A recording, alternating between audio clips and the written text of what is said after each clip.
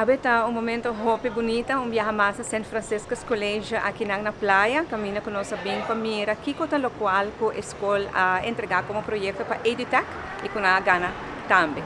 Nossa mira é projeto de 10 iPads com a haia e com emocionante haia les via de iPads na aqui e 30 Chromebooks na que ajuda com lo que nós chamamos holandês digitale geletterdheid.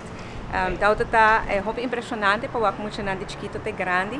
Tá, assim, treinamento, assim, les na via computer, com o docente através dessa aqui por seguir melhor progresso de cada mocha individual e sai agora que é atenção individual como se dá na cada aluno.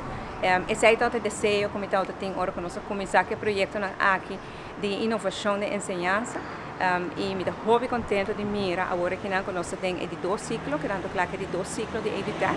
Caminha conosco põe cada ano 400.000, também 800.000 florins disponível para a escola.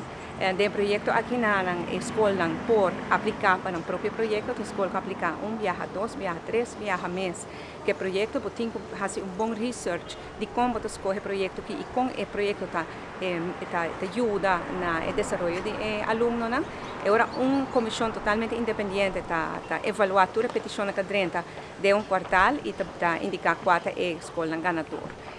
Francisco's College marcha bem e Nadine que tem paixão para a ensinança e paixão para a sua escola e bota weita esse também tem o projeto aqui na viaje mais danke na toda a escola que adquire o projeto aqui que põe confiança no projeto aqui e também na futura para fazer isso aqui possível.